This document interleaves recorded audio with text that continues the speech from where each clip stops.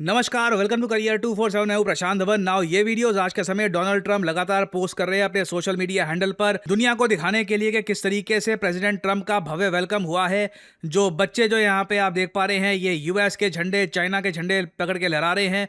Trump overall काफी खुश नजर आए इस वेलकम से। शी जिनपिंग ने इनका भव्य वेलकम किया। चाइना में इनको तोपों की सलामी मिली। अमेरिकन नेशनल एंथम यहाँ पर प्ले किया गया। अभी तक आप अगर देखो तो ट्रंप काफी सेटिस्फाइड है, मगर चाइना की तरफ से एक डायरेक्ट मैसेज भेजा गया है डोनाल्ड ट्रंप को। शी जिनपिंग ने एक डायरेक्ट बात बोली है ट्रंप को कि इस ट्रैप में मत फंस जाना। ना इस वीडियो में आप देखना, शी जिनपिंग अपना स्पीच दे रहे हैं मैंड्रिन में। मैंड्रिन भाषा मेन भाषा है चाइना में, और जो इसकी ट्रांसलेशन है इंग्लिश में, ये आप सुन रहे होंगे। The world has come to a new crossroads.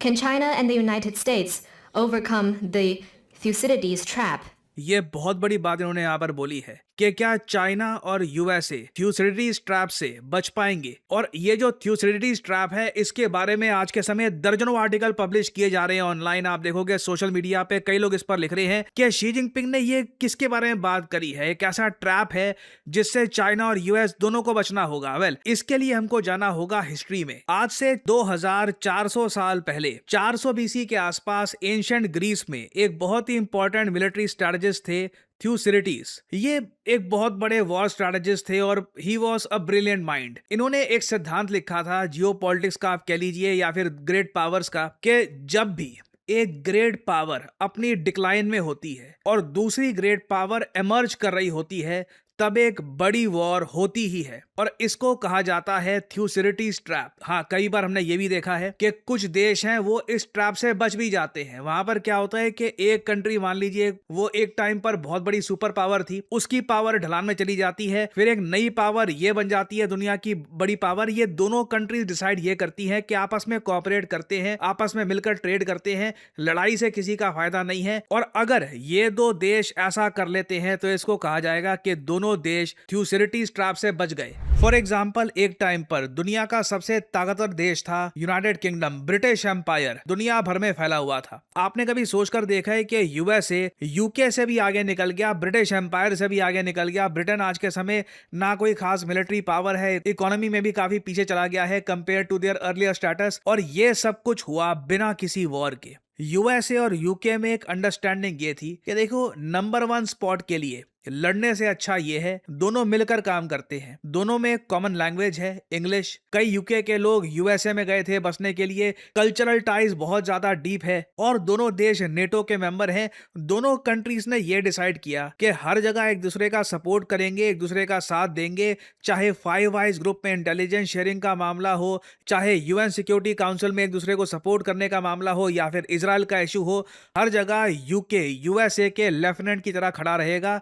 ये एक अंडरस्टैंडिंग डेवलप हो गई। यहां पे आप कह सकते हैं दोनों देशों ने थ्यूसाइडस ट्रैप से बचकर एक अंडरस्टैंडिंग डेवलप कर दी कि इस तरीके से हमारा रिलेशनशिप जियोपॉलिटिकल लेवल पर आगे बढ़ेगा। शी जिनपिंग भी आज के समय यूएसए को यही कह रहे हैं कि आपको इस ट्रैप से बचना है। जिस तरीके से यूएसए और यूके ने एक बार को अंडरस्टैंडिंग बना ली कि ठीक है, यूके की पावर अब कम हो रही है, यूएसए अब एक नई सुपर पावर है, दोनों तब भी मिलकर काम करेंगे। शी जिनपिंग ये साफ साफ कह रहे हैं कि जो चीज आपको दिख रही है हमको भी दिख रही है, पूरी दुनिया को दिख रही है। यूएसए की पावर कम होती जा रही है। यूएसए अब वो यूएसए नहीं रहा। चाइना अब आने वाले समय में नई मेन सुपर पावर होगी। तो ऐसे टाइम में अब हम क्या करें? क्या यूएसए अपनी रैंक 1 को बचाने के लिए, अपने पावर के मेन स्टेटस को बचाने के लिए चाइना के अगेंस्ट वॉर करेगा? क्योंकि इतिहास में आप देखो तो यही आया हुआ है।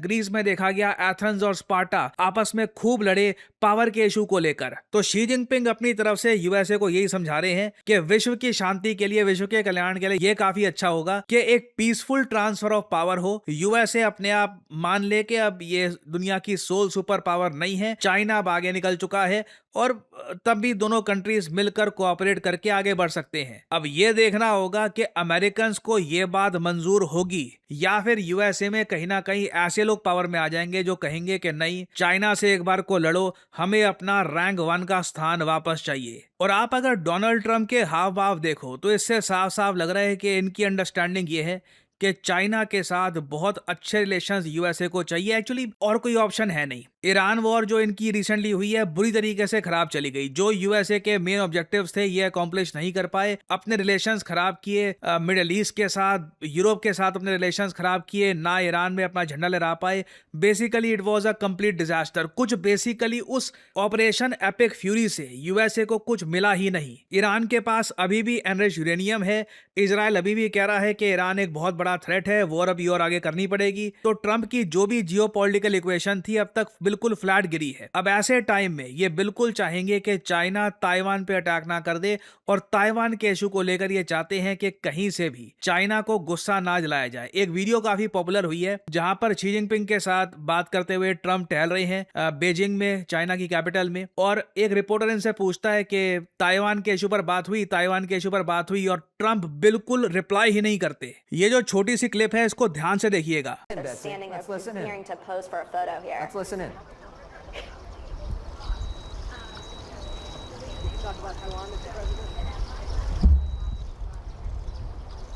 अभी एक रिपोर्टर ने पूछा कि ताइवान के बारे में आपने बात करी, ट्रंप बिल्कुल चुप। यही सोच कर देखना एक बार को, कश्मीर के बारे में कोई ट्रंप से पूछता है ना, झट से जवाब देते हैं हाँ कश्मीर, हाँ मैं सॉल्व करवा दूंगा, 10 वॉर रुकवा रखी है, 11वीं और रुकवा दूंगा, ठीक है कश्मीर में मुझसे पूछ लो। वहां पर ट्रंप नहीं सोचते कि भारत को गुस्सा आ जाएगा, पीएम मोदी क्या बोलेंगे। ये फर्क है। यहाँ पे आगे आप देखोगे एक और रिपोर्टर पूछेगा कि सर आपने ताइवान का इशू रेज किया।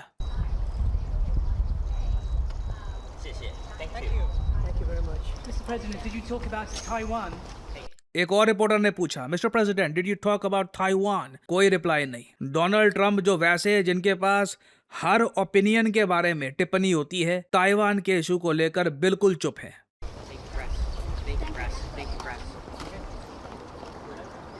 You think that was killing him not to say something?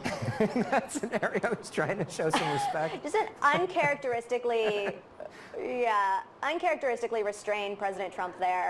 और ये जो आप यहाँ पे सुन रहे हैं ये अमेरिकन जर्नलिस्ट हैं CNN के, ये कह रहे हैं कि हमें बड़ा अजीब लग रहा है कि ट्रंप बिना कोई जवाब दिए चुपचाप चले गए। नहीं तो इनका एक ट्रेडमार्क रहता है, पीछे हेलीकॉप्टर पीछे घूम रहा होगा, ट्रंप आएंगे और कुछ भी अनाप शनाप बोल के चले जाएंगे, कुछ ना कुछ स्टेटमेंट पक्का देंगे। बट इस पर्टिकुलर केस में ये चाइना की विजिट ट्रंप के लिए इतनी इंपॉर्टेंट है। ये यूएसए के जो टॉप CEOs हैं इंक्लूडिंग इलॉन मस्क और माइक्रोसॉफ्ट के जो टॉप ऑफिसर, सबको ये लेकर जा रहे हैं। बेसिकली यूएसए का एक सबसे बड़ा बिजनेस डेलीगेशन ट्रंप अपने साथ लेकर गए हैं चाइना में। याद रखिएगा क्वाड समिट पिछली बार भी ट्रंप स्किप कर चुके हैं, इस साल भी लगता नहीं है कि ये इंडिया में आने वाले हैं क्वाड समिट के लिए। चाइना में गए हैं और दिस क्लियरली शोज कि ट्रंप ने कुछ अजीबोगरीब जियोपॉलिटिकल टैक्टिक अपनाया, वो बैकफायर कर गया। अब ट्रंप बिल्कुल डिफेंसिव हो गए हैं, इनके पास ज्यादा ऑप्शन अब बचे नहीं है। और इस समिट में साफ साफ दिख रहा है कि चाइना का अपर हैंड है। आप बॉडी लैंग्वेज भी देख लीजिए, जब ट्रंप और शी जिनपिंग हाथ मिलाते हैं ना, ट्रंप अपनी तरफ से दिख रहा होता है कि प्रयास कर रहे हैं कि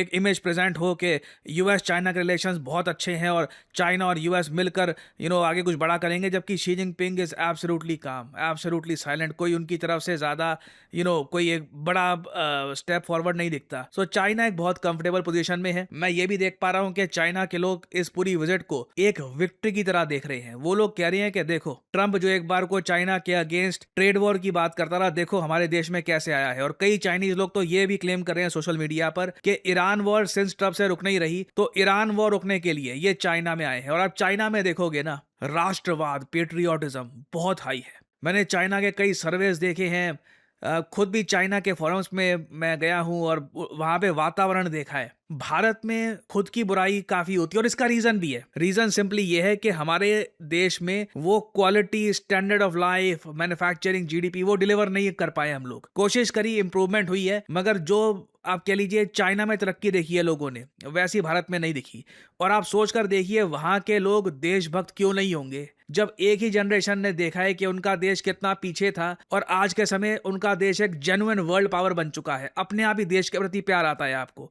और फिर ओवरऑल उनकी गवर्नमेंट ने देश को यूनिफाई करने के बहुत सारे स्टेप्स लिए हैं, उस सब का इम्पैक्ट आज के समय हमको दिख रहा है। ये कोई छोटी बात नहीं है कि शी जिनपिंग एक डायरेक्ट वार्निंग देते हैं प्रेसिडेंट ट्रंप को कि ताइवान के इशू को लेकर चाइना कॉन्फ्लिक्ट में आ सकता है, यूएस चाइना दोनों कॉन्फ्लिक्ट में आ सकते हैं। एक बहुत ही ज्यादा असर्टिव और कॉन्फिडेंट शी जिनपिंग दिख रहे हैं और एक बहुत ही ज्यादा डिफेंसिव डोनाल्ड ट्रंप देखे जा रहे हैं। एज इंडियंस हमको यही देखना होगा कि हमसे कहाँ गलती हुई है, कहाँ चूक हुई है कि हम लोग इस टाइप की असर्टिवनेस नहीं दिखा पा रहे अभी। क्यों ट्रंप बार बार बोलते रहते हैं 10 वॉर रुकवा दी, इतने प्लेन गिर गए वगैरह, और इससे पहले ये भी कह दिया कि कश्मीर के इशू को लेकर कई स्टेटमेंट दे चुके हैं ये। Why can't we have the similar type of sensitivity for Kashmir that Trump has for China and Taiwan? ये बहुत बड़ा क्वेश्चन है। खैर अभी इस टॉपिक से रिलेटेड बहुत सी अपडेट्स आएंगी, कुछ मेजर अपडेट आती है तो मैं आप लोगों के लिए वीडियोस लाता रहूंगा।